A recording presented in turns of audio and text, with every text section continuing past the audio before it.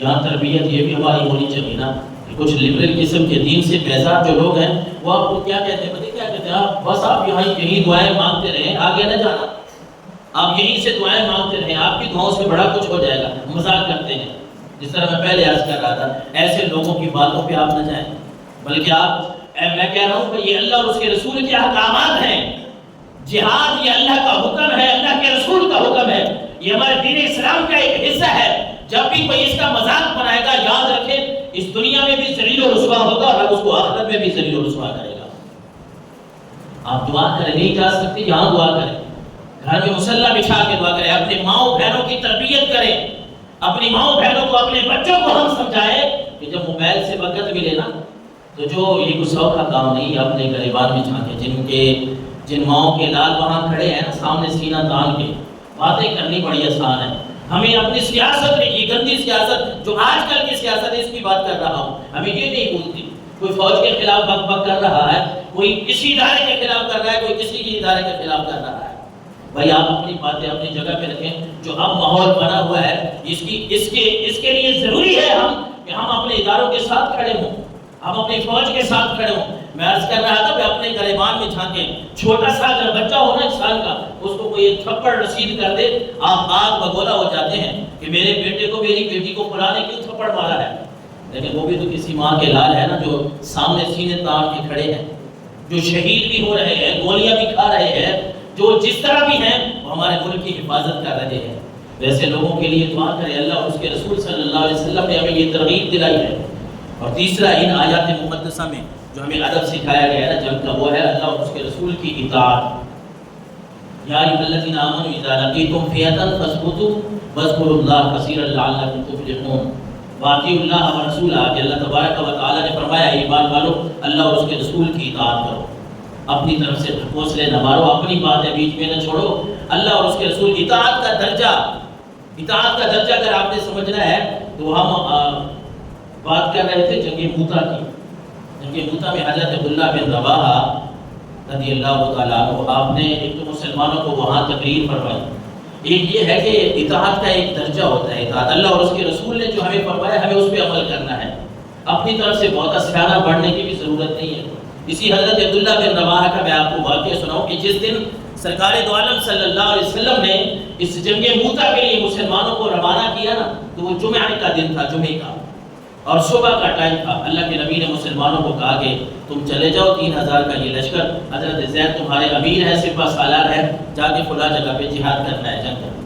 فجر کا ٹائم تھا، صبح کا دن کا پہلا وقت تھا. حضرت عبداللہ بن رواحہ نے سوچا کہ جمعے کا دن ہے، بات بڑی سننے والی ہے اور بڑی پتہ کی ہے کہ حضرت عبداللہ بن رواحہ سوچ رہے ہیں کہ جمعے کا دن ہے، میں یہ کرتا ہوں کہ جمعہ سرکار دو عالم کے پیچھے پڑھ لیتا ہوں، جمعہ حضور صلی اللہ علیہ وسلم کے پیچھے پڑھوں گا اور پھر جا کے تیزی سے اس لشکر کے ساتھ مل جاؤں گا.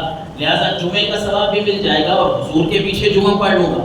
آقا کریم علیہ السلام کے پیچھے جمعہ بھی ادا ہو جائے گا اور لشکر کے ساتھ بھی مل جاؤں گا. لیکن اللہ کے نبی صلی اللہ علیہ وسلم نے جمعہ کی نماز کے بعد جب دیکھا نا کہ عبداللہ بن رواحہ موجود ہے، آپ نے پوچھا کہ عبداللہ کیوں نہیں گیا، کیا وجہ ہے، کیوں پیچھے رہ گئے ہیں؟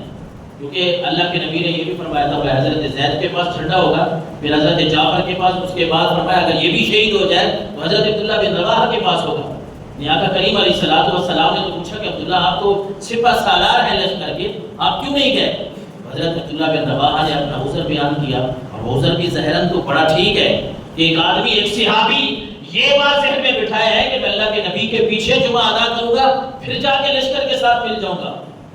اللہ کے نبی صلی اللہ علیہ وسلم کے پیچھے جمعہ پڑھنا کوئی معمولی بات ہے، تو مجھے یہ بھی ثواب مل جائے گا. اور یعنی اس نے اپنے حساب میں اپنا یہ لالچ کیا ہے کہ میرا ثواب بڑھ جائے گا.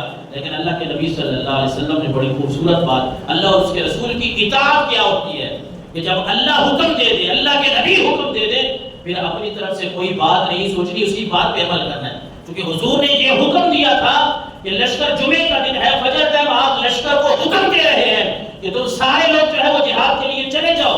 عبداللہ بن رواحہ یہ سوچ کے نہیں گئے کہ میں اللہ کے نبی کے پیچھے جمعہ پڑھ کے پھر بعد میں جاؤں گا. اللہ کے نبی صلی اللہ علیہ وسلم نے بڑا خوبصورت جملہ ارشاد فرمایا، ترمذی شریف کی حدیث مبارکہ ہے 527 نمبر پہ، مسند احمد شریف میں بھی آپ کو ملے گی.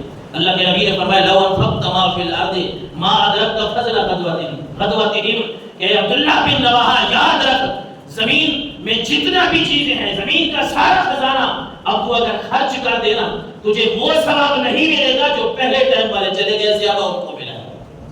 جو صحابہ کرام جن کو میں نے حکم دیا وہ اسی وقت نکل گئے، جتنا ثواب رب ان کو عطا فرمائے گا اتنا ثواب آج تجھے دنیا کی ساری چیزیں بھی تو خرچ کر دے پھر بھی تجھے نہیں ملے گا۔ اللہ اس کے رسول کی اطاعت اس بات کا نام ہے کہ جو رب نے حکم دیا ہے، رب کے رسول نے حکم دیا ہے، اس بات پہ عمل کرنے کی کوشش کریں۔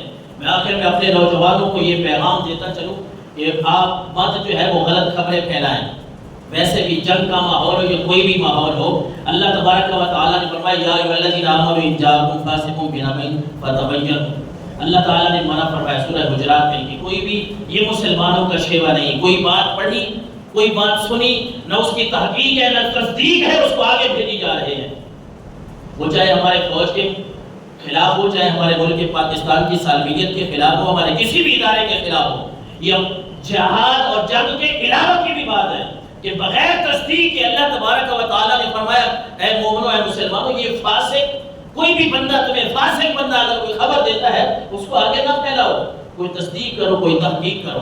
لیکن میں آج پہلے کر رہا تھا نا، ہم پیسے کے ہو گئے بھوکے، اور بھوکے بھی ایسے ہو گئے کہ ہمیں حلال حرام کی تمیز ہو گئی، ختم۔ ہم نے یہ کہنا ہمیں ویوز چاہیے، ہم نے اپنے چینل کو آگے لے کے جانا ہے، ہم نے پیسے کمانے ہیں، اس وجہ سے وہ کوئی ایسی بات جو ملک پاکستان کے خلاف ہے ہم نے وہ بھی اپنانی ہے۔ ان باتوں سے گریز کریں، ان باتوں سے گریز کریں جو باتیں تصدیق والی نہیں ہیں، تحقیق والی نہیں ہیں، ان باتوں کو ہمیشہ کے لیے اب کا